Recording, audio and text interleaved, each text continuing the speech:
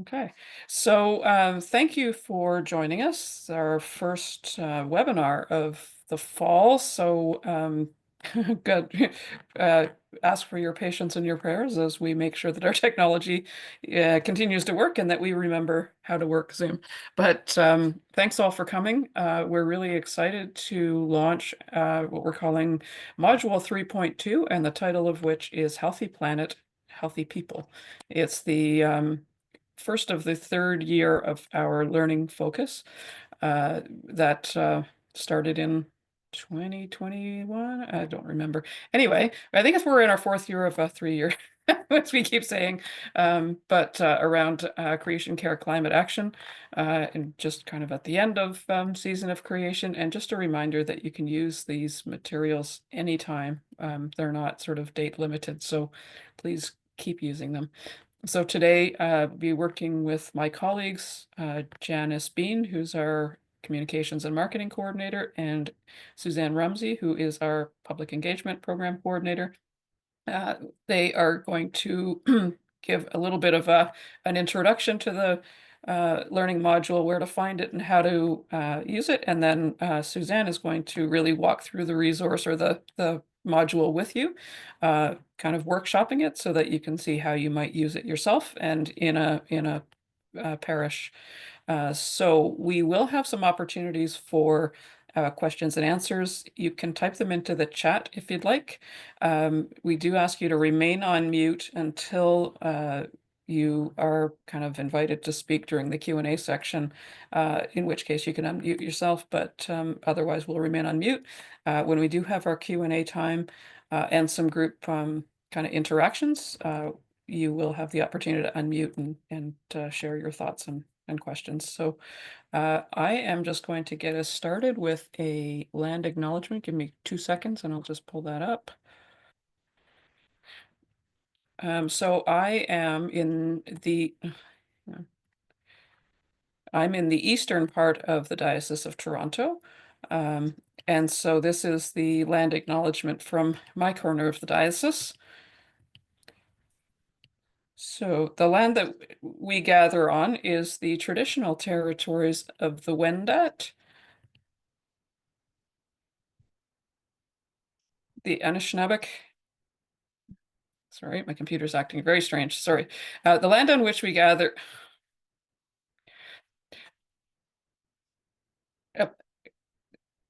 is the, pardon me, the land on which we gather is the traditional territory of the Wendat, the Anishinaabe Nation, the Haudenosaunee Confederacy, the Mississaugas of Scugog, Hiawatha, and Alderville First Nations, and is home to the Métis Nation. This territory was the subject of the Dish with One Spoon Wampum Belt Covenant, which was an agreement between the Haudenosaunee Confederacy and the Ojibwe nations uh, to peaceably share and care for the resources around the Great Lakes.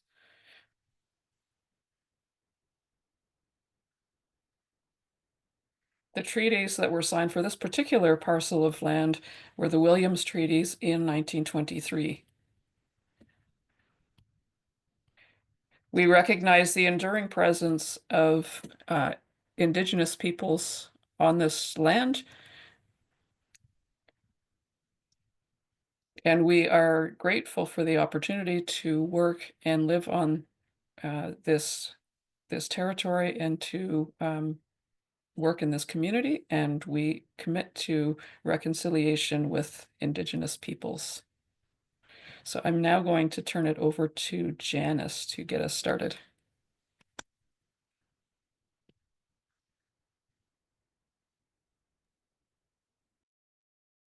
Thanks, Kim.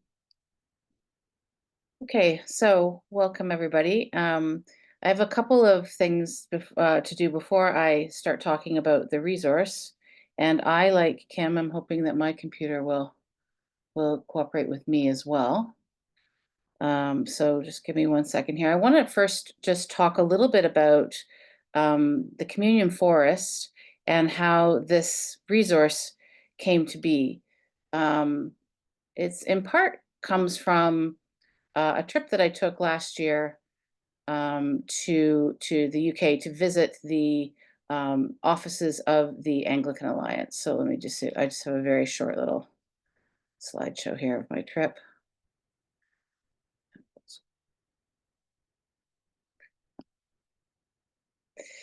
So the Anglican Alliance is actually in the same office as the Anglican Communion. It's a very sort of discreet, not near Lambeth Palace or anything exciting like that. It's way off some other, 2 bus rides away from the downtown core of London. And so you kind of go into a fairly, what's the word, modest building. And this is in the foyer here. So this does give a really lovely sense of the breadth of the Anglican Communion. And then here I am pointing to the UK and to Canada. So that was funny.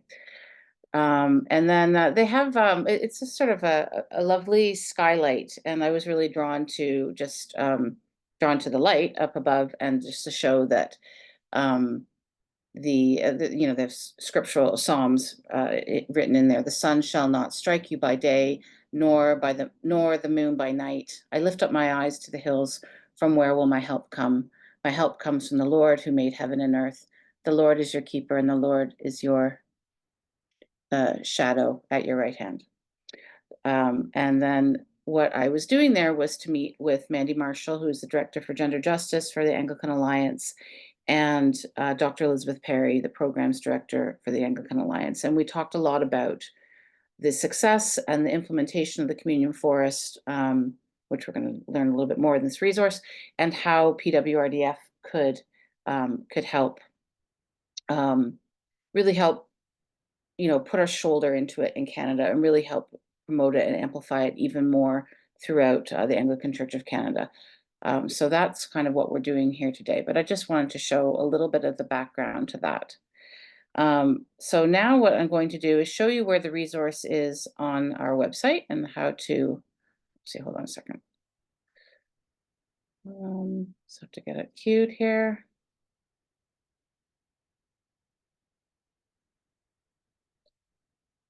Boy, we're having a time here today, aren't we? Okay, hold on.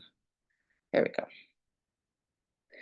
So when you go to, there's a couple of different ways to find it on our website, as always. The easiest way is to go to pwrdf.org/communion-forest. So you can see the URL up there. It also works if you go to the Get Involved tab on our website and look at, it says PWRDF at Home, the Creation Care. So it's part of the Creation Care series, that the education focus that Kim was describing, which did start in 2021. And so we kind of took a few liberties and stretched out the third theme to, well, I guess it was really the second theme that stretched out over 2 years. And climate action and health is the theme of the year 3. And so access year 3 learning modules. And we have an introduction here, or you can just go to the Communion Forest in Canada. So anyway, lots of different ways to find your way in. But if you can't remember, just Google pwrdf.org/communion-forest, or not Google it, but just go to that. So here is a little introduction to the learning module 3.1, and we will be having another one later. Sometime in the next few months, we'll be having a second learning module for this year 3. And what we're going to be doing today is looking at the presentation slides, which you're gonna see that shortly. But there's also another document here, and I want to just show how you access this. So it says download this document, and if you click on this, I hope that changes. Do you now see a slide? Suzanne, does that give me yes, okay, thank you. So you do have to enter your name and email address. And that's just so that we can track how well the resource is being used or accessed. Once you type in your name, which I will do, and it actually, I really like how it works. Just confirm. You don't actually have to go to your email or anything. It just makes it available for you. Like that, right? And so there it comes up to this, and we have the climate, well, it's called Climate and Health, even though it's Communion Forest. So we have a document which looks like this. Okay, so if you were presenting, you can just read it like this, but or if you were leading a session, you would access this document, as well as the slides. So download the Climate, Health, and Slides, and that looks like this, and that's what we're going to be doing today. So that's where those two pieces are located. You just go, let's just go review that one more time. So you are in the Communion Forest on this page, and you've got the document, which is sort of the narrative, and then you've got presentation slides. If you were going to be leading a session and you wanted to have some visuals, whether you're leading in person or leading on Zoom, you can use that as a way to work through. And so that's what we're going to do today. And then I'll just show you also, this is going to come up later today, that there is a fun little quiz that's part of the presentation, and it's just accessible here. You don't have to enter your email for that. You just click on it. So we will show you that later today. Okay, and I think that is all that I have on my little part. Yes. Great, thanks, Over to you, Janice. Suzanne. Okay, could you bring up the slides and we'll start with the title page? Yes, I will. Mm-hmm. And as Janice says, my plan is to walk us through the resource, and there will be a few opportunities for us to respond to a question, have some conversation, as though we were doing the workshop ourselves. So we don't have enough time to really work through all of the materials, and there is quite a lot. So, but wanted to give you a flavor of how this might happen in a group setting. So as Kim and Janice have mentioned, we're in year 4 of our 3-year education focus on creation, care, climate action. In year 1, we focused on the intersections between climate change and food security. Year 2 was climate change and gender.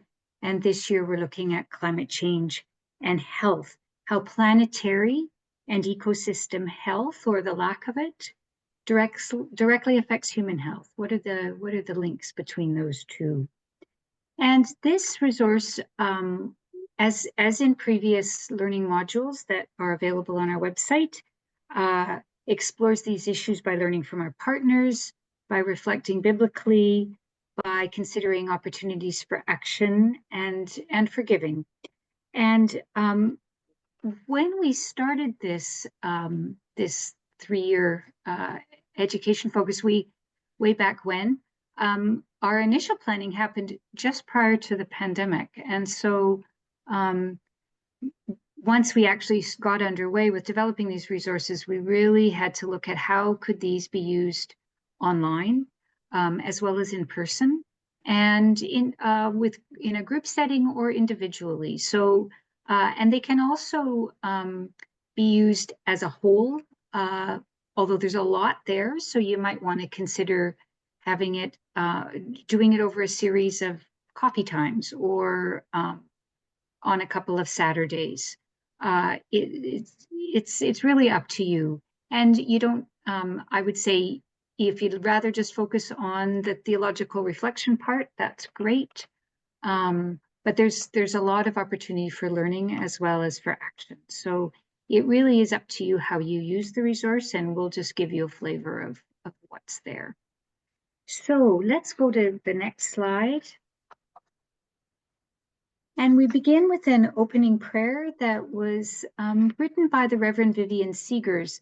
Those of you who join us for Praying with PWRDF may remember that way back near the beginning of praying, which was near the beginning of the pandemic, Reverend Vivian joined us for praying, and at one point joined us from her hospital bed and sadly died of a COVID-related illness in 2021.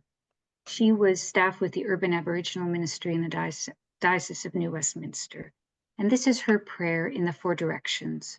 So I invite you to stay on mute, and if you would like to pray it with me, we'll do that now. Let us pray.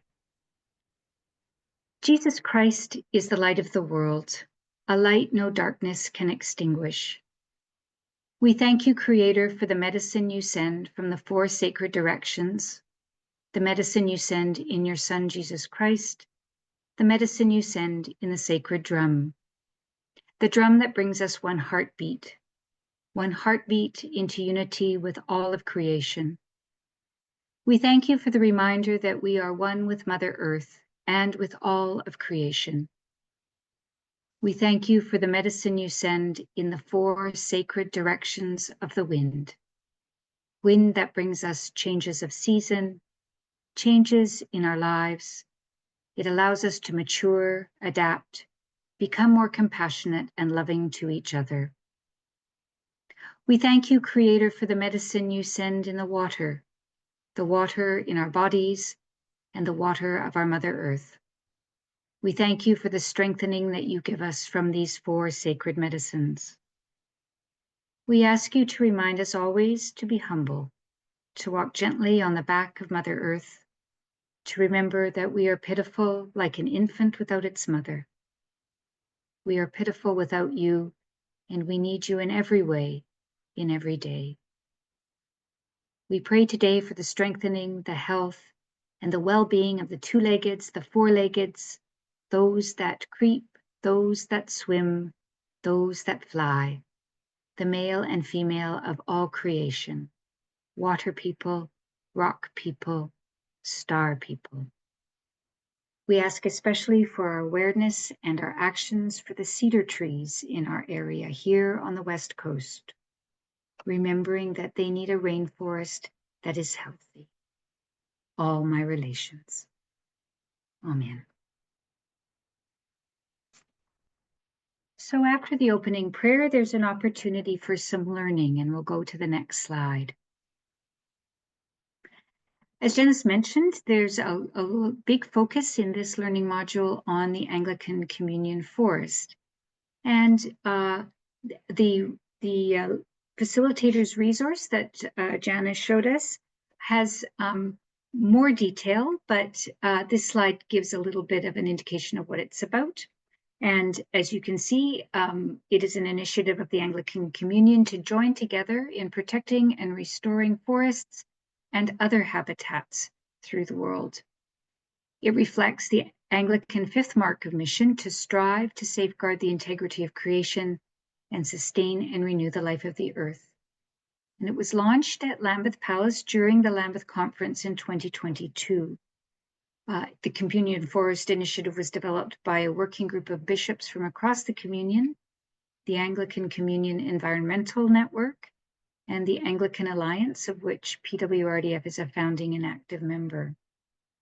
And Archbishop Justin Welby of Canterbury commends this initiative as a symbol and act of hope, something we can do together as God's church for God's world. It will take many different forms across the Anglican Communion, reflecting the rich diversity of our global body. For to plant is to hope, to protect is to love, to restore is to heal, to share in God's reconciling work in all of creation. And then a bit of context for the why of this initiative. As we all know, the environmental crisis is an existential threat to millions of people and species of plants and animals across the globe. In the face of climate change and biodiversity loss, profound human suffering and social inequality, we need to act now, and with great ambition. Forests help to stabilize the climate, protect from flooding, sequester carbon, sustain biodiversity, and generate food and livelihoods for communities across the world. And so the Communion Forest Initiative is encouraging churches to take on a range of projects that involve protection, so advocating and taking action to stop deforestation or the destruction of habitats. Restoration, restoring a piece of wasteland or other degraded environment. Creation, starting a forest initiative on church land or support a project in the wider community. Growing, protection and restoration should be considered ahead of establishing something new. And where something new is set up, the emphasis should be, as they say, on growing, not just planting. It is about growing the right kind of tree in the right place. And finally, multiplying, helping others get involved. Churches or dioceses could be a multiplier for setting up a tree or plant nursery to enable wider participation in afforestation, which is the creation of a forest where there wasn't one before. Next slide. The resource, again, the Leader's Guide, provides some links to further detail about 3 initiatives that we know of taking place here in Canada that have been in response to the call of the Anglican Communion and this initiative. And so we found good news and information from the Diocese of Ottawa, which has a PWRDF working group that has spearheaded something called Branches of Hope, a communion forest project that aims to purchase and plant trees in the Diocese of Ottawa, as well as support the efforts of our PWRDF partner in Uganda, St. Jude Family Projects, which is engaged in the training of farmers for restoration and soil conservation that includes tree planting. And again, there's a link in the Facilitator's Guide for more information about that project. Likewise, in the Diocese of Niagara, they've received funding, or the Climate Justice Niagara Group has received funding from the diocese, which was matched by the Anglican Foundation, to do what they call the Niagara Communion Forest Inventory, Planting and Stewardship Project. So they're starting by taking a tree inventory on church property throughout the diocese to determine what's there and then next steps.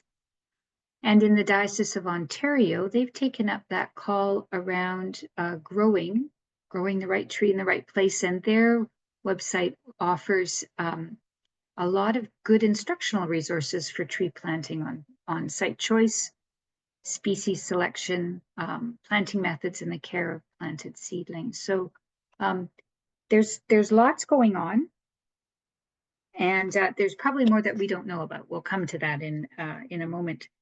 So after doing a bit of learning about the Anglican Communion Forest Initiative, there's an opportunity for you individually or as a group to do some reflecting and have some discussion around a set of 3 questions. And so I'd like to suggest, we're not going to tackle all 3 of these given the time we've got, but I'd like to invite people to unmute or to type in the chat a response to that 3rd question. Has your parish, or are you aware whether your parish or diocese has responded yet to the Communion Forest Initiative? Because we'd like to know, and we'd like to build a bit of an inventory, as it were, on our website about what's going on. And so if that hasn't happened yet where you are in your parish or diocese, the group that you are carrying out this workshop with might want to talk about what might be possible, what could be a good first step. So I'm just going to open it up, and I don't know, Janice, if we could stop share so we can see everybody.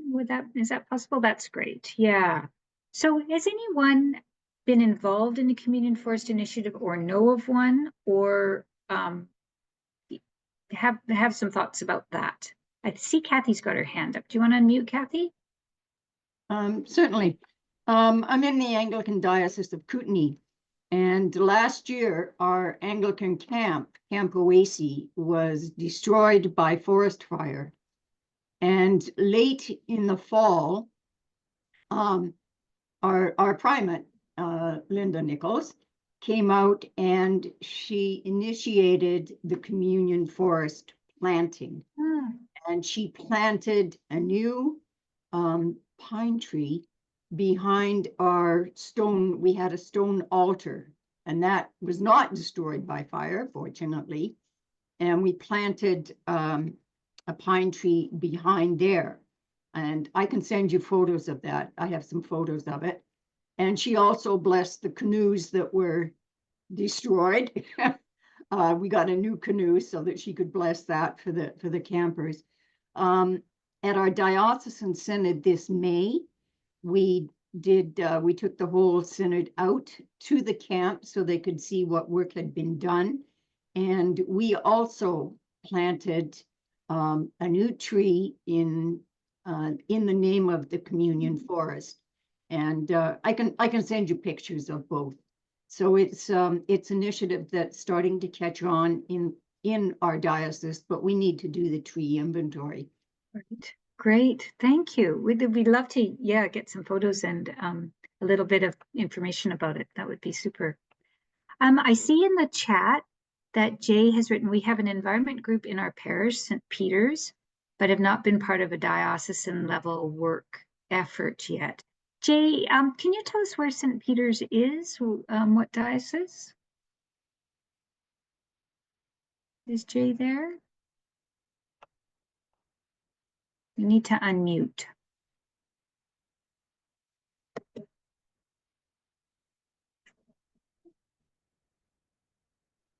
Jay is being shy. We'll find out more about that later. And Bruce, St. George's Guelph has completed a tree inventory as part of the Diocese of Niagara's Communion Forest Initiative. Bruce, could you tell us a bit more about what's happening at St. George's, but also in the diocese? Well, as you mentioned, the tree inventory is the main project right now. Is Deirdre Pike on the call? I don't think so. She said she was going to be. She's the staff Oh. person. She's more of the expert on it, but I think we have 13 parishes who are doing tree inventories. And I think you described it well. It's really just to get a baseline. I mean, before we want to encourage planting, we want to know what we have in terms of what types of trees we have, how healthy they are. And I think once you do this inventory, there's about 20 different criteria. We have 2 NGOs who are helping support the initiative. One is called Neighborwoods and one is called Green Venture, who are providing more of the technical assistance. But there's about 20 different criteria that you go through. And I think someone mentioned that they, after having done it, they never look at a tree in the same way again, because you really have to focus a lot on learning more about the trees. So that's the main thing here at St. George's, and I think it's one of the main things that Climate Justice Niagara is working on. It's really.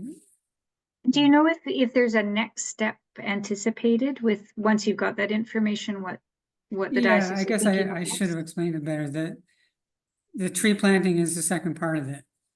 So once you know what you have, and part of that's identifying some areas where you can do some planting. We do have funding to cover the cost of the trees. So people can order trees, and that's all part of the project. And then the ongoing stewardship. I think you also mentioned how important it is not just to plant the trees, but churches have to make a 2-year commitment to water them and take care of these trees. So the ongoing stewardship is part of it as well. Yeah, that's great. Yeah. I see Jay says Jay is trying to unmute. Does not seem to work. Oh, sorry, Jay. I don't know, Kim, are you able to help Jay get unmuted? No, I can't. Huh. Unfortunately, if they can maybe type in the chat where St. Peter's is located would be helpful, or any more information. All I can Okay. do is ask to unmute, and that's Right, that's right. Okay. All right. Joy, you have written, I am not aware of any Anglican initiative in the territory of the people. I'm very interested in this, and in my neighborhood association, there is an urban forest planting initiative. In Kamloops, where I live, and in a large part of the territory of the people, we live in grasslands. There are initiatives to restore and protect grasslands. And their initiatives to educate and plant drought-resistant and fire-resistant landscaping. Fire smart programs are also important in BC, and don't we know that after the fires of the last few summers? And I think, Joy, you raised an important point, and that is that while this is called the Communion Forest Initiative, it really is about ecosystems of all sorts, forests being one of them. So the work of grassland restoration is certainly fits within the larger ecosystem restoration theme. So it isn't just about trees, but about all the other ecosystems we live in. Jay, you got unmuted. Hello. Yeah, it seems to work. I had to acknowledge that I allowed it to be recorded, and then Oh. everything else seems to work now. Okay. And can you so you're in Comox. Do you want to tell us a bit about what St. Peter's is doing? Well, St. Peter's, I mean, we just have a little environment group that, we sponsor a big Earth Day event here at the church, and we talk about the kinds of things we should be doing, as far as,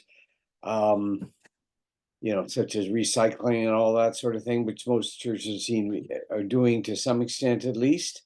I can't say we're specifically doing something on forests. There are lots of forestry groups active in the Comox Valley, which many of people are part of, and so it's a question of, some people may think in our own community we're getting pretty radical if we're going to start aligning ourselves with some of these forestry groups here. There's a wilderness committee, the Sierra Club, and there's our local Save Our Forest team and this sort of thing. So I think it's good to see the kind of background here, which I think we can use. And I'm just not sure how many people will want to hear this much stuff. Sometimes they sort of tune out after a while. You ought to take a half an hour of their time to talk about environment. That's sometimes more than what most people will be there for. So Fair enough. thank you. I think it really looks like useful stuff. Good to hear. And as Joy notes, planting trees or grasses is a long-term project, especially the first 7 years. That's true. This is we're planting for future generations. Is what we're doing. Yeah, and as Janice notes, it's a metaphorical forest that we're planting. Great. Well, I'm just in the interest of time, I'm going to move us on. But thank you for those inputs. Can we bring up the slide presentation again, Janice?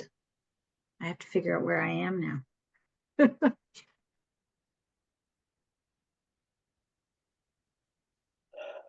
Here it comes.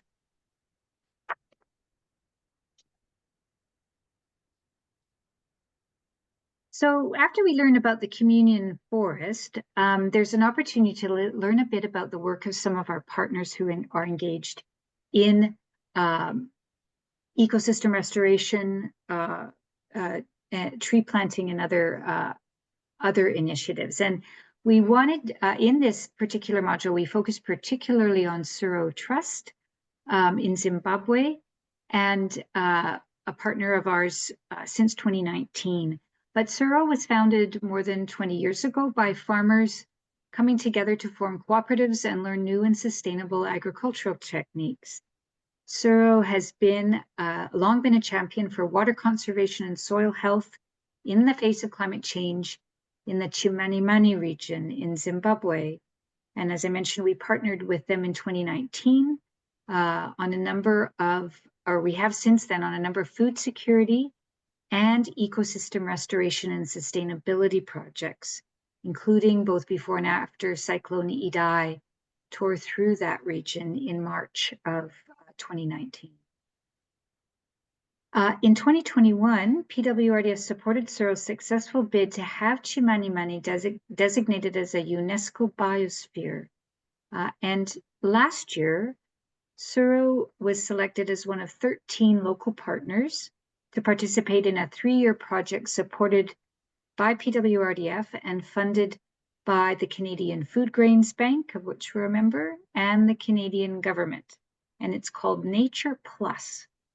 The project introduces nature-based solutions to aim to protect, manage, and restore ecosystems, as well as address societal challenges such as food security.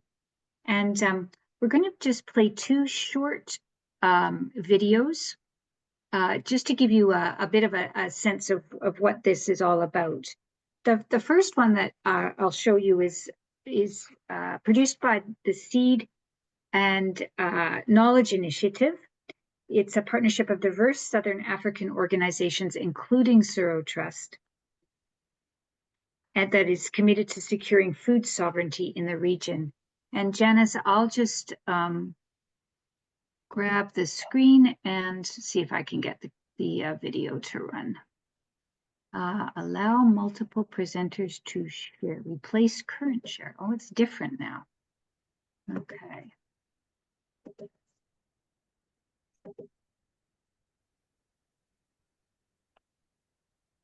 Janice, can you see that? Could you just put up your hand for me?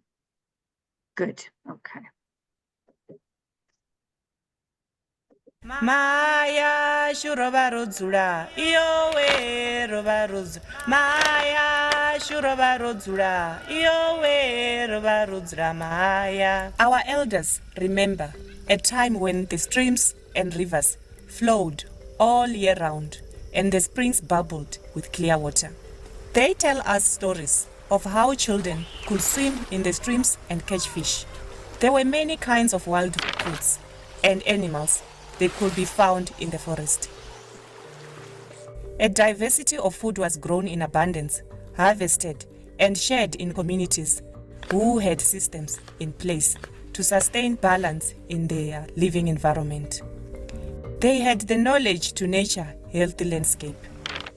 So much has changed. Across the continent, we are witnessing a dramatic degradation of environments.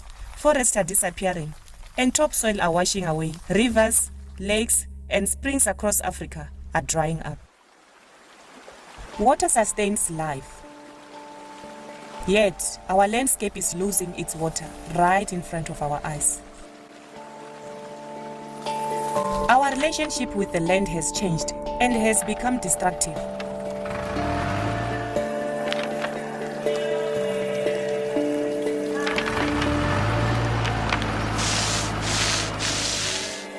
Many traditional practices and knowledge for retaining balance with nature have been forgotten.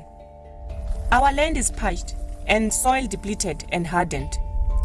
With climate change, weather is becoming unpredictable with long droughts and damaging floods. Farming has become difficult, stretching hunger season and affecting people's general livelihood and well-being. If this destruction pattern continues, we may destroy the land beyond repair and never be able to farm and live from it anymore. But it's not too late. Another way is possible. Agroecology is a way of farming and living that can heal the land and people. Agroecology works with nature rather than against it. Agroecology draws on an intimate, traditional knowledge of the local natural resources and combines it with the latest science on soil, water, climate, and the integration of crops, animals, and biodiversity. Agroecology starts with covering the soil with plants, trees, and mulch so it retains water and lowers the temperature, which allows soil organisms to multiply, and so we restore soil fertility. Integral to agroecology is diversity. A diversity of crops, trees, animals, insects, soil organisms, and wild plants so they can develop a mutual benefit to get stronger together, including when there is a threat. Water harvesting techniques is one of the first things agroecological farmers put in place to make sure every drop of water is retained in the soil. If we apply these principles and practices, not only on individual farmers, in other words, for all the different parts of the landscapes, we have a chance to make a big difference. With agroecology, we can help the soil become alive again, revive farmer seed systems, reforest mountain slopes, manage livestock in a way that improves the land. Then the water will return to the land. Healing our landscapes is a community effort and requires us to be determined and persistent. It requires us to look at the landscapes as a whole and in an integrated way. It requires us to reconnect with each other, our culture, our land, and all living forms that thrives on it. Let us take ownership and include all relevant stakeholders so that everyone can play a part. This process of building relationship takes time, but cannot be rushed as it builds the trust and commitment required for the long journey towards regenerating our landscapes. Once our whole community is clear on the importance of restoring the landscape, we need to develop a vision, imagine, and design our future landscape, and craft an action plan that will take us there. All along, we need to work hard on developing an effective and representative governance system, develop new skills, and support learning every step of the way. When we take an agroecology landscape approach, we have the potential to restore the health of our ecosystem, our water system, as well as our communities. Our African landscape can return to become regenerative and productive systems that can support life for all of us. As part of Sky Agroecology Landscape Initiative in 4 southern African countries, a number of communities are working collectively to mobilize change and to begin restoring balance within agroecological landscape.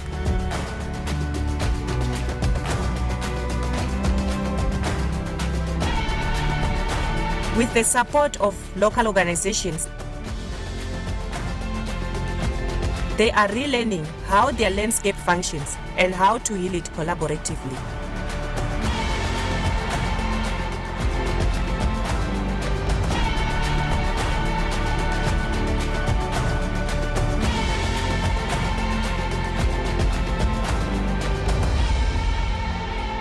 As we find a way to heal the landscape will heal us.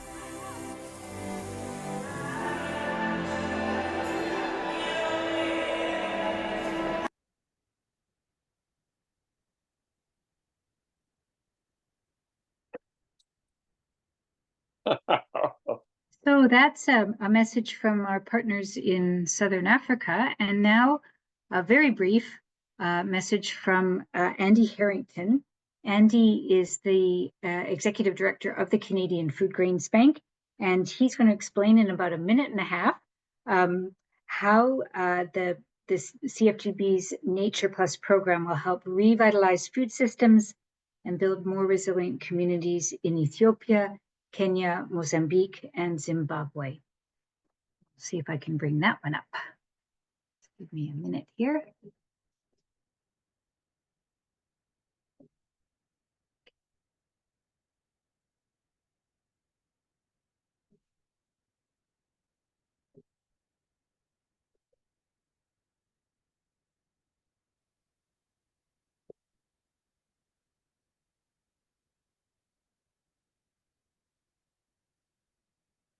Hi, I'm Andy Harrington of the Canadian Food Grains Bank, and I'm here in the Afro-Montan region of southern Ethiopia. This is one of the areas where we're wanting to start a project that involves something called nature-based solutions. It's actually going to be an international project working here in Ethiopia, in Kenya, and in a trans-border region of Zimbabwe and Mozambique.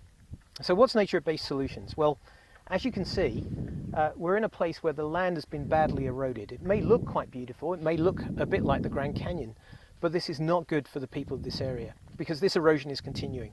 It's continuing because of the deforestation that's happened in those mountains that's really allowing the water to run down very, very fast. It's continuing because of overgrazing of the land and overuse of its natural resources. So here in this part of the project, we're going to be looking at building climate resilient food systems that improve food security by really looking at changing this whole landscape using nature. Now this is a landscape level project over a huge area. It's a massive undertaking, but ending global hunger is a massive undertaking as well, and we have to have a big vision to do that. In order to make this project work, it's going to take all of us. We're going to be working with a number of our members across international boundaries, and through them with their local partners who really make things happen because they understand the local community and they understand what's needed.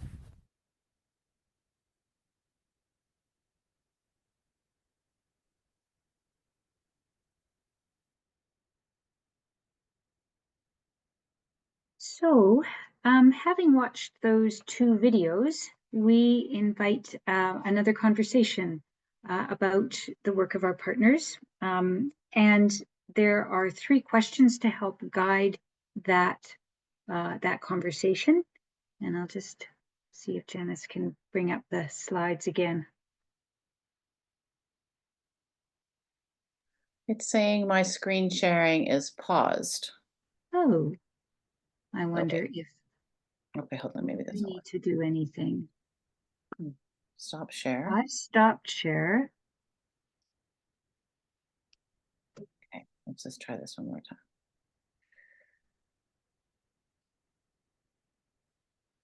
time. Never seen that before.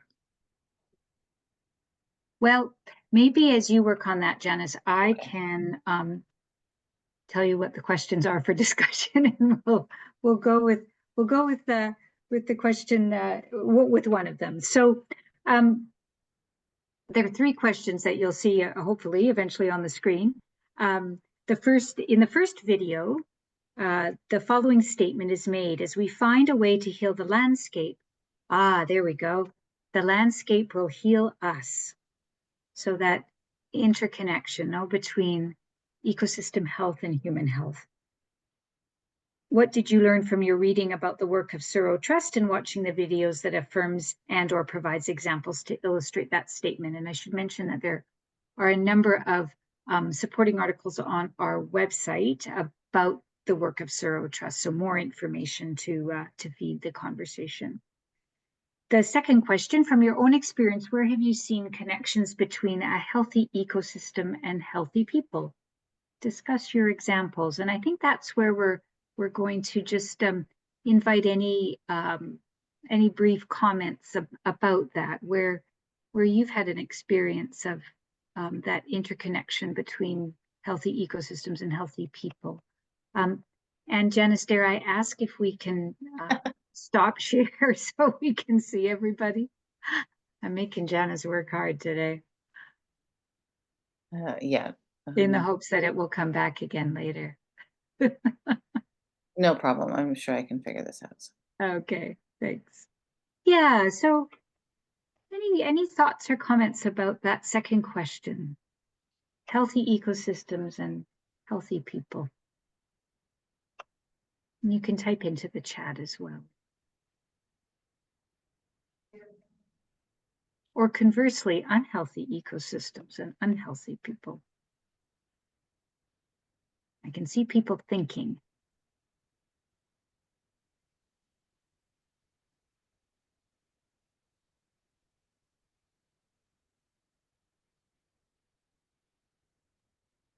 I'm going to jump in. It's Kim. I can't help but think of farming. Yes. Right. So field soil, are healthy, crops are healthy, food is healthy. Seems pretty direct connection to me. Yeah, very much so. Janice has just put the question up in the chat, which is helpful in case you've forgotten it. From your own experience, where have you seen connections between healthy ecosystem and healthy people? Oh, Kathy's got her hand up. Sorry, I speak faster than I type. That's good. One of our parishes here in the Kelowna area in the Okanagan had a plot of land given to them. It was just, it was owned by a family, but they weren't using the land. So we were gifted a plot of land from them. And so what we did, we planted a gift garden with all sorts of garden vegetables. And the first year we donated all of the food to our food bank in Kelowna, and to our cathedral food bank. And it was a really, really well done. The crops were fantastic. They planted almost everything that you could use for feeding your family. And the second year, they were given more land. And so they expanded even more. And so they tried planting some other things, amaranth seeds, for Oh, example. And the third year, more land was given. And it has become not just a parish gift garden, it is a diocesan gift garden. neat. And and there's no prerequisites to receive food. If you need the food, you can have it.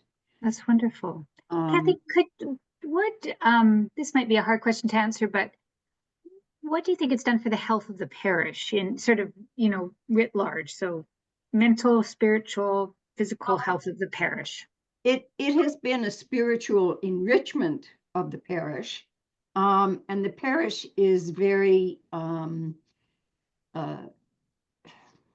can't say they're an upper class, but they're in an upper class area of Kelowna. But they also have street people that come, and they keep a little bit for themselves, and they have a little bit of a pantry for them. They give them to those people, and they can see the people in the parish can see the effects of what it is doing to help increase people's health. Right. That's You know, great. Eating Thank more you. salads instead of a cheeseburger, it's much better for them and has enriched them. Eat your greens. Yep. Thank you. Adrian.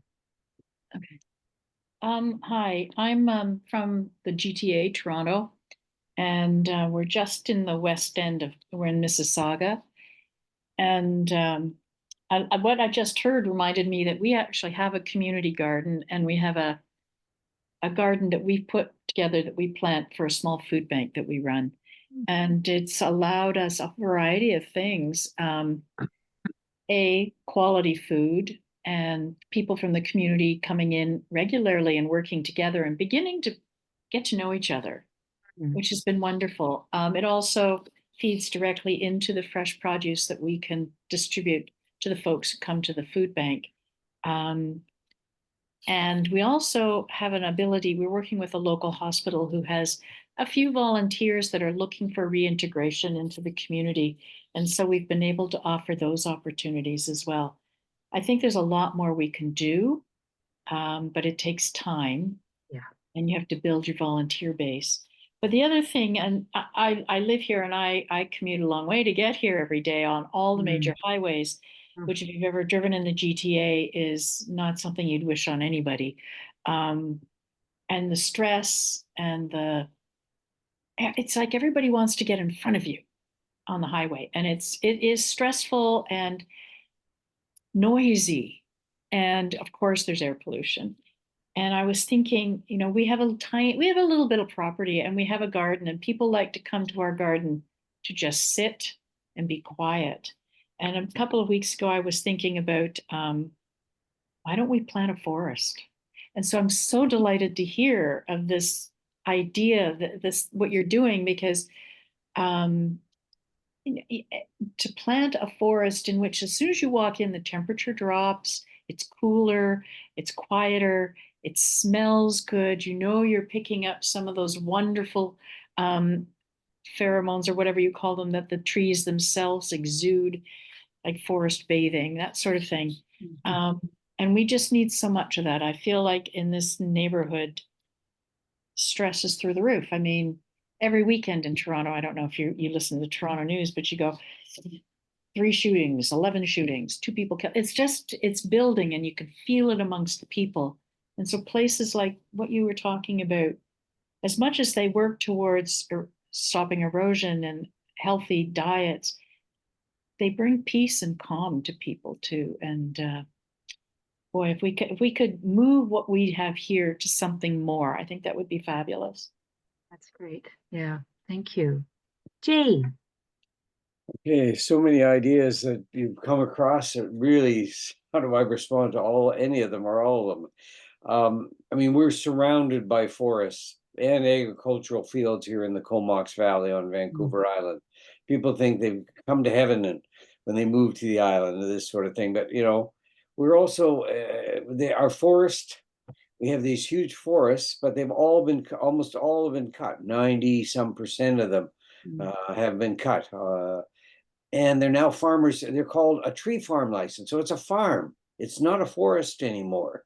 Just like what was described here in Africa, in that watersheds are turning into a raging torrent during wet times, and a desert at other times. And forests are changing. Cedars are dying on the east coast of Vancouver Island because they don't get enough water anymore. So things are changing because the climate's changing. So it's,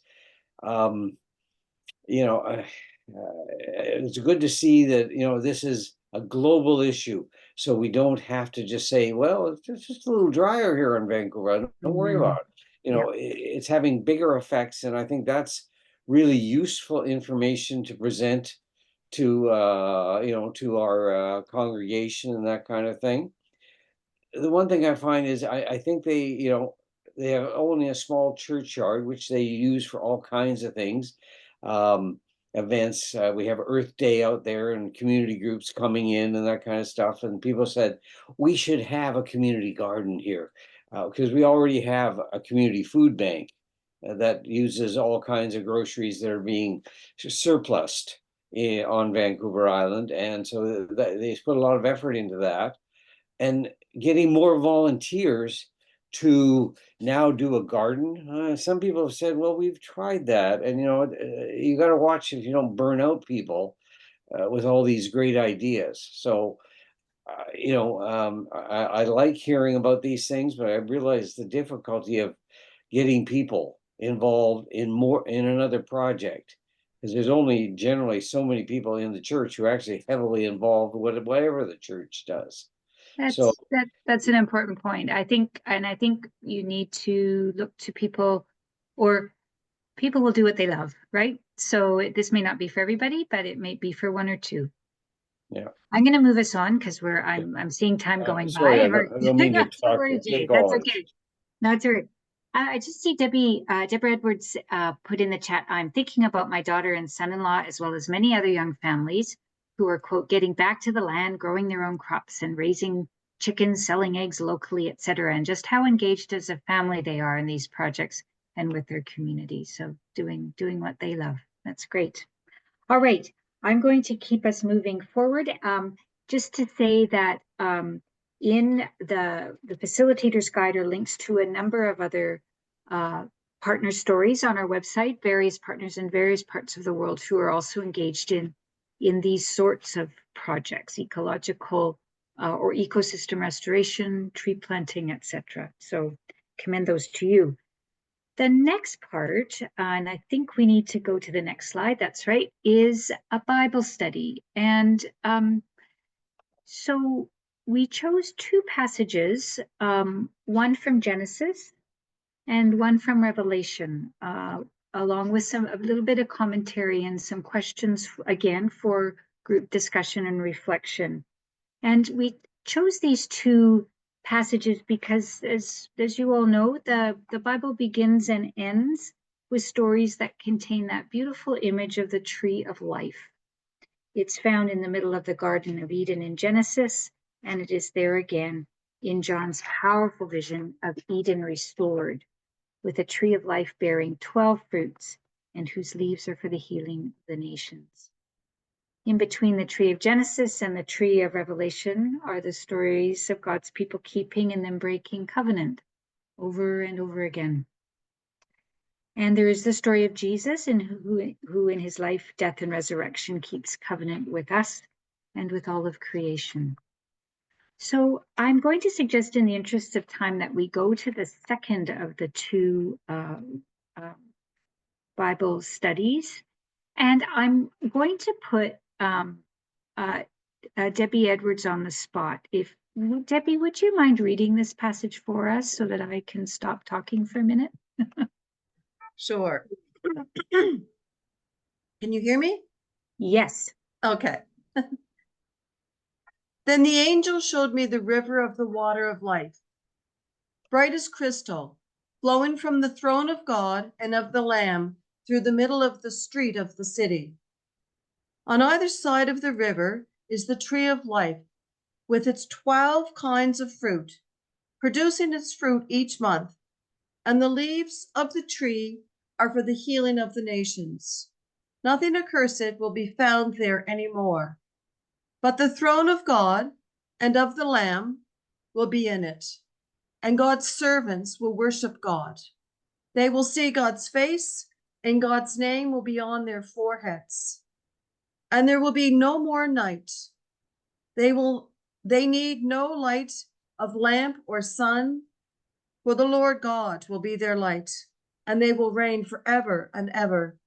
And he said to me, these words are trustworthy and true, for the Lord, the God of the spirits of the prophets, has sent God's angel to show God's servants what must soon take place. See, I am coming soon. Blessed is the one who keeps the words of the prophecy of this book. This is the word of the Lord. Thanks be to God. Thanks, Debbie. You're welcome. So on the next slide is a bit of commentary. In this final chapter of the Bible, we find ourselves in an urban landscape, the city of God. And yet that landscape, as in the garden in Genesis, contains a river flowing through and from it, and the tree or trees of life, whose leaves are for the healing of the nations. A commentator explains that in ancient Greek, the word for healing can also mean health giving. That is, the Greek word for healing is therapion, from which we derive the English word therapeutic. Thus, the root meaning of the word carries with it the idea of serving or ministering. Trees heal nations, according to the writer of Revelation. They also heal us as individuals and communities. More than 80% of Canadians are surrounded by urban landscapes, be they big cities or small towns. So in this reflection, we invite you to think of a favorite forest area or park with trees where you have spent time. And I'm going to read out the questions, and rather than opening it up for discussion just because we're running, time is against us, I'm going to read through the questions and invite you to put into the chat any words or phrases that might respond to any of these questions, or one in particular. And so we'll just I'll read them out and then just invite about a minute of quiet and invite those entries into the chat if you can. So, why do you go to a park? What do you do when you're there? What does it offer you as a place of health and well-being? As in a garden, do you experience the presence of God or a sense of the sacred in that place? How does that experience make you feel? So just invite some quiet reflection on that and any words or phrases you'd like to put in the chat.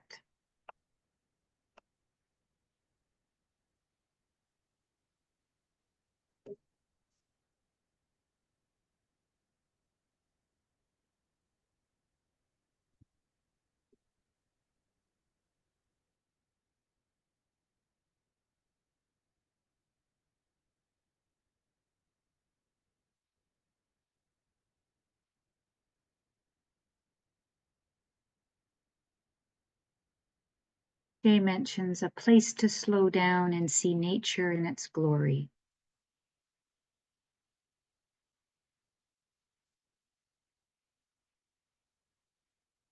Kathy says it gives me time to sit and just be, to listen to the trees and the birds, to give thanks to God.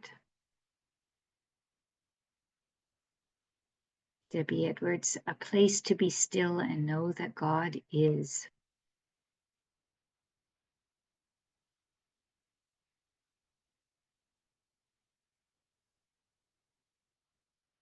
Jasmine notes that when I was in Israel, the Garden of Gethsemane was the most moving location of the entire trip, knowing the trees had been there since the time of Jesus himself. And Margie mentions time and space in nature to pray and be with the Lord.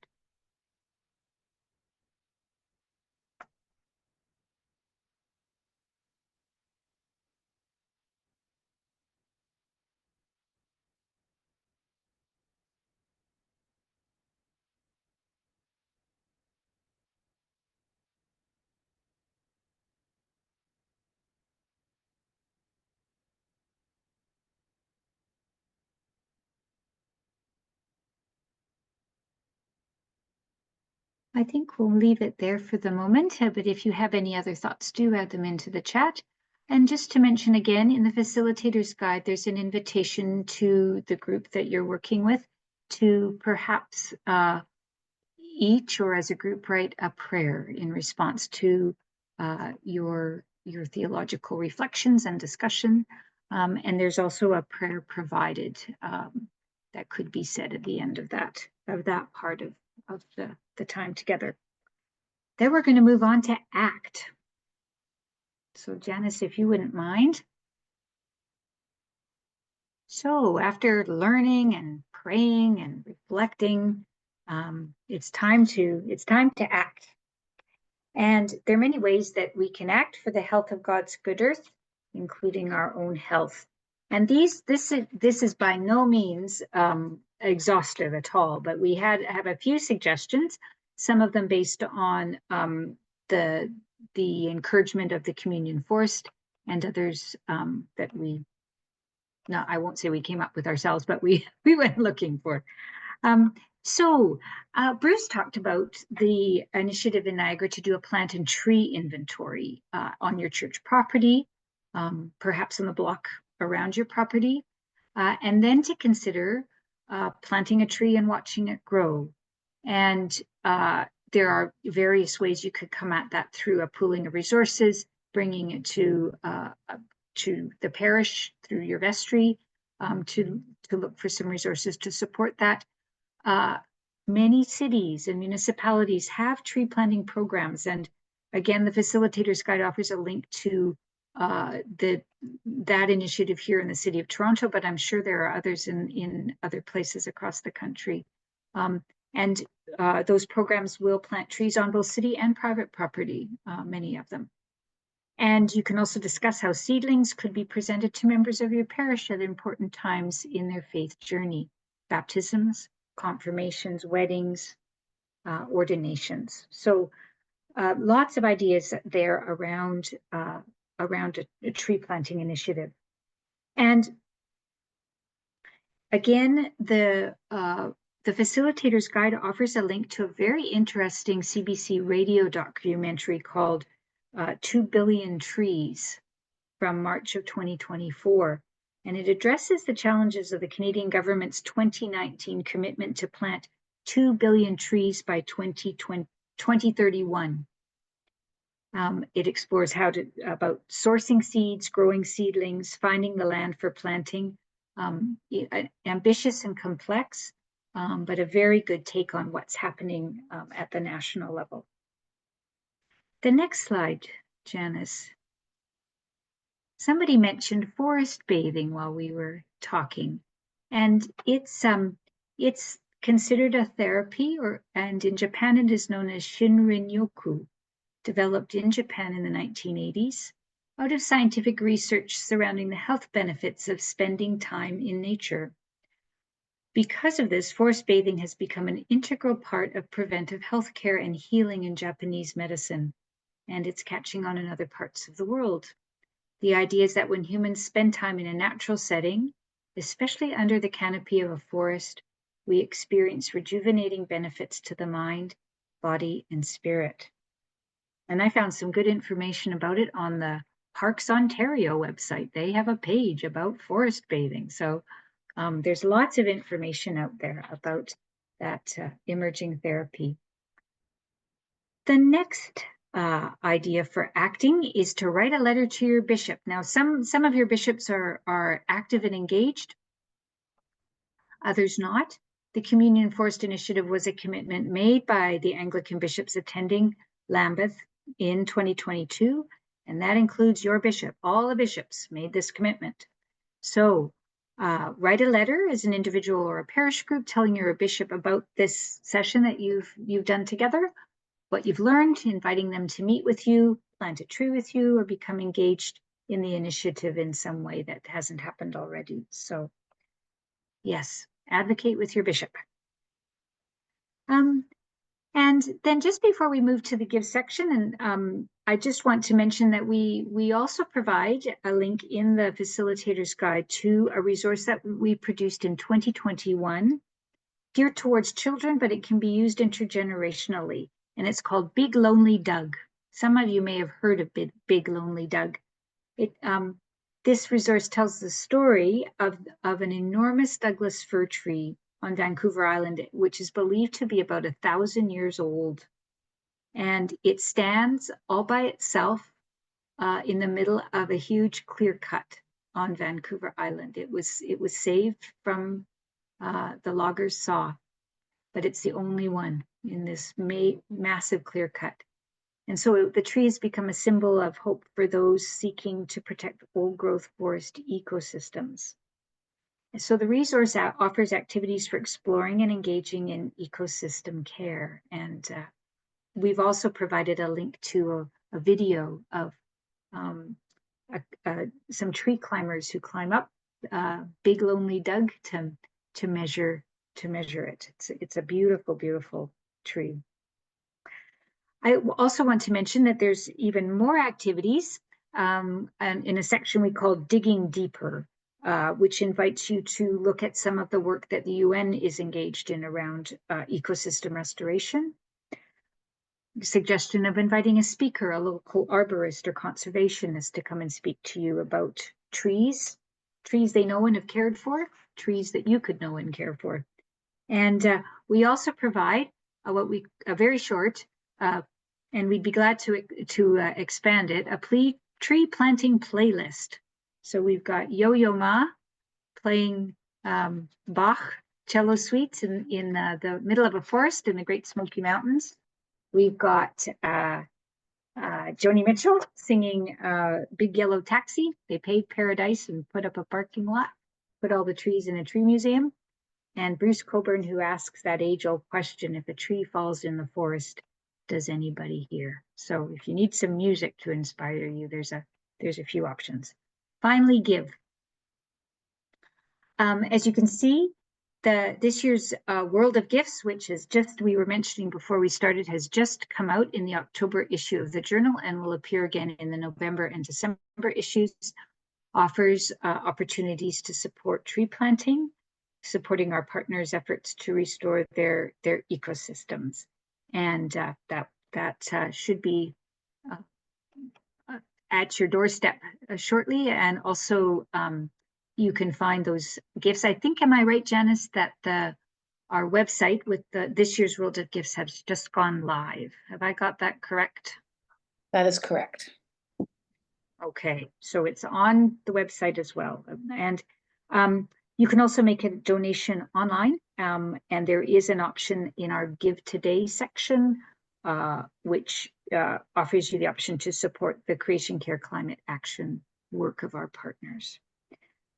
There's the old-fashioned phone us method to make a donation or mail a check. Also, our colleague Anselm Hamid is happy to help you look at ways to develop a crowdfunding page. You may have a birthday or an anniversary coming up, don't need more stuff, but we'd like to support this sort of work. So Anselm can help you with that. I am going to stop there, finally. We'll come to the closing prayer at the very end and just see if there are questions, comments, observations about this or anything related.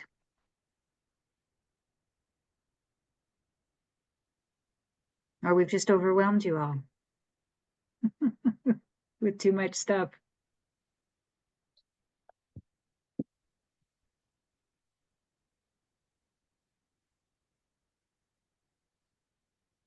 Any questions?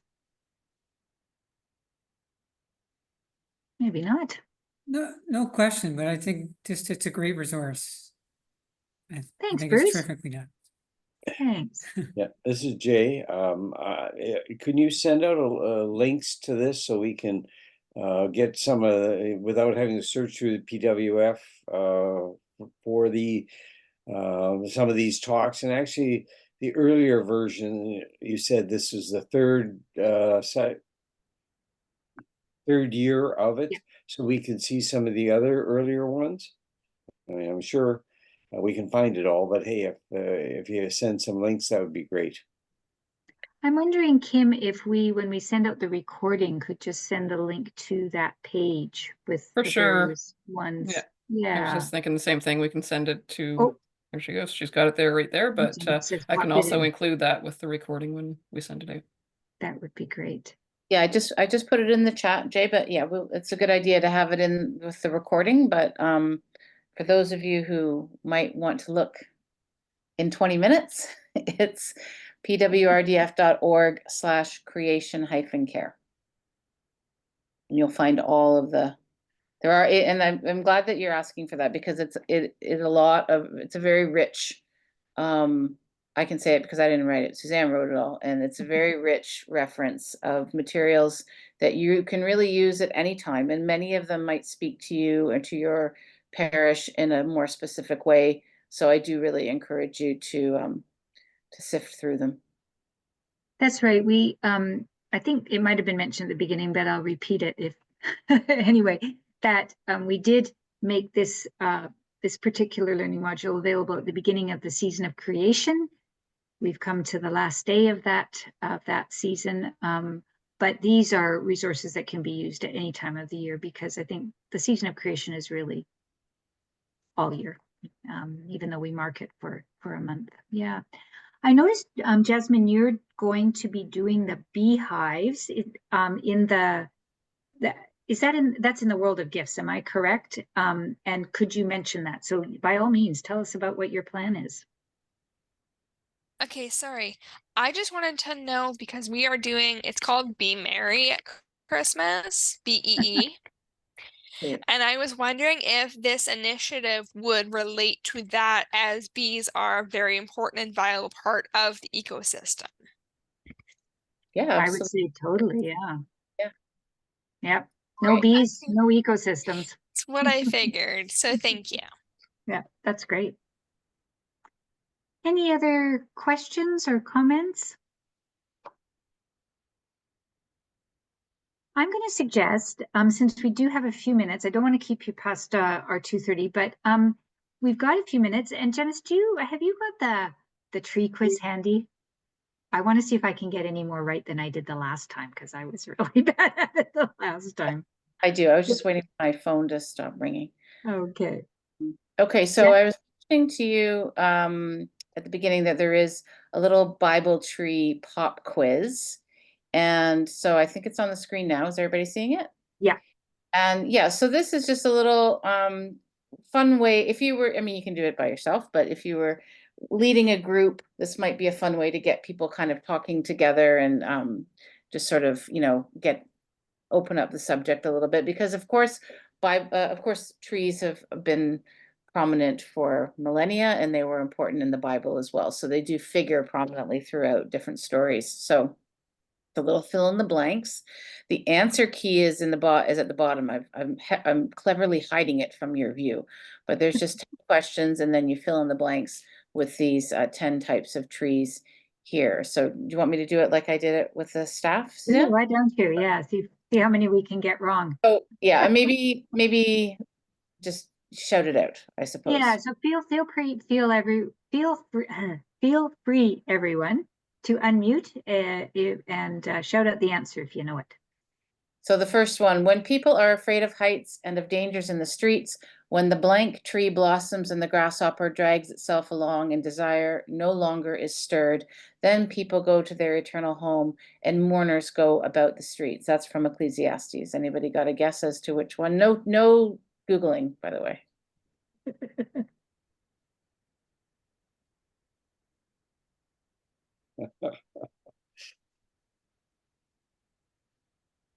Anyone going to take a wild guess?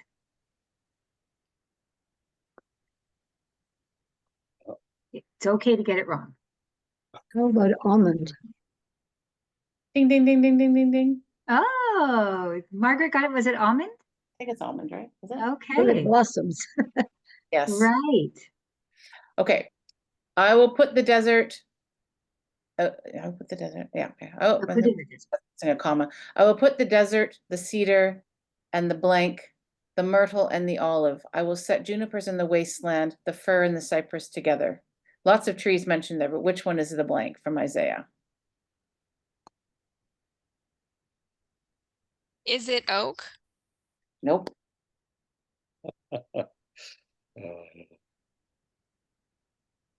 I should have the answer key visible to me though, so that I'm quickly looking it up here. Any other guesses? I think you're gonna have to give it to us, Janice. Hold on a second. I gotta. If I roll it up, you'll see the answer. So just give me 1 second here. That one is. That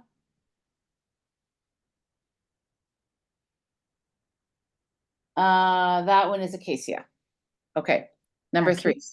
Acacia. Number 3. Abraham planted a blank tree in Beersheba, and there he called on the name of the Lord, the eternal God. Right from Genesis. What's that one? That was a weird one, but anyone know?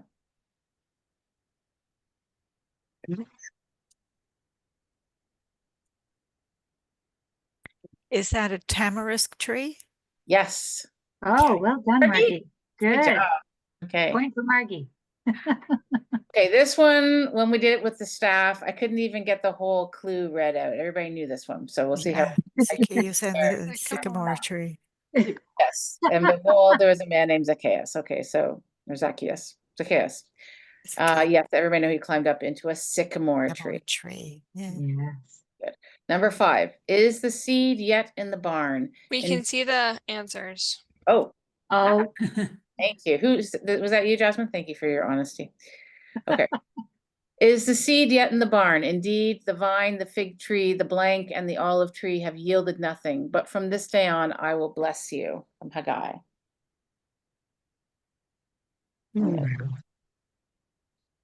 Kind of an unusual one, too. Pomegranate? Yes. ah, Very good. well done. 6. And the Lord appeared to him by the blank of Mamre as he sat at the door of his tent in the heat of the day. This one I know. Oak. Correct. Yes, the Oaks of Mamre. Yeah. Right. Number 7. These are the 2 blank trees and the 2 lampstands that stand before the Lord of the earth. Is it olive? Yes. Did you get it? Mark? Well done, Jasmine.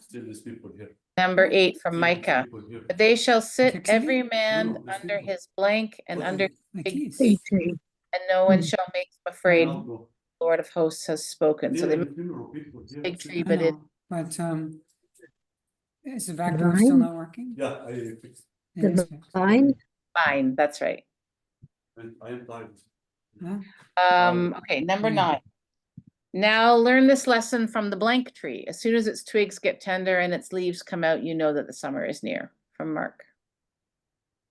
Acacia? No, we got it. Acacia was the first one. Oh, I'm sorry. That's okay. Almond. No, sorry. Almond was the first one. Acacia was the second one. So we only have a couple left. Fig. Fig is correct. Okay, and then this last one, sort of poignant, but I think everybody will know. The voice of the Lord breaks the blank. The Lord breaks in pieces the blank of Lebanon. The cedars of Lebanon. Right. That's right. Well done. Yeah. Yay! Bible Jeopardy. We gave this out, we printed it and gave it out to the people in the congregation, and Oh, it was lots of fun that's to great. to see what people already knew and what ones they had to look up. Yeah. But it was great. So thanks, whoever put it together. Good. It's, Thanks, Marty. I'm glad you like it. Yeah, that's great. Good. I think it's time for us to end, and we're going to do that, the final offering in this resource is a closing prayer. And I'm going to invite Janice to end us with that prayer. Great. If you can find that slide again. Okay, hold on. We're almost there. There we go. Oh, Now at wait. the very bottom. Sorry. All right, I'll just do it that way. Just, yeah. Here Quick review of the slide deck. we There go. it is. This is from Bishop Ken Untner of the Catholic Diocese of Saginaw in Michigan. It helps now and then to step back and take a long view. The kingdom is not only beyond our efforts, it is even beyond our vision. We accomplish in our lifetime only a fraction of the magnificent enterprise that is God's work. Nothing we do is complete, which is a way of saying that the kingdom always lies beyond us. No statement says all that could be said. No prayer fully expresses our faith. No confession brings perfection. No pastoral visit brings wholeness. No program accomplishes the church's mission. No set of goals and objectives includes everything. This is what we are about. We plant the seeds that one day will grow. We water seeds already planted, knowing that they hold future promise. We lay foundations that will need further development. We provide yeast that produces far beyond our capabilities. We cannot do everything. And there is a sense of liberation in realizing that. This enables us to do something and to do it very well. It may be incomplete, but it is a beginning, a step along the way, an opportunity for the Lord's grace to enter and do the rest. We may never see the end results, but that is the difference between the master builder and the worker. We are workers, not master builders, ministers, not messiahs. We are prophets of a future, not our own. Amen. Amen. Thanks, Janice. And thank you everyone for joining us. It's great to, after working on these resources, it's really nice to share them with others. So thank you very much for your time and interest. And Kim, do we want to just mention praying next week for those who are still here? Sure. So yes, Praying with PWRDF is at the same time on Thursday at 1 p.m. at same Zoom station. But we will be having Leona Lortie, who is the Public Engagement Manager with the Canadian Food Grains Bank, and we will be marking World Food Day and Thanksgiving. Great. Take care, everyone. Thanks for being here. And Bruce, I owe you an email. I'll send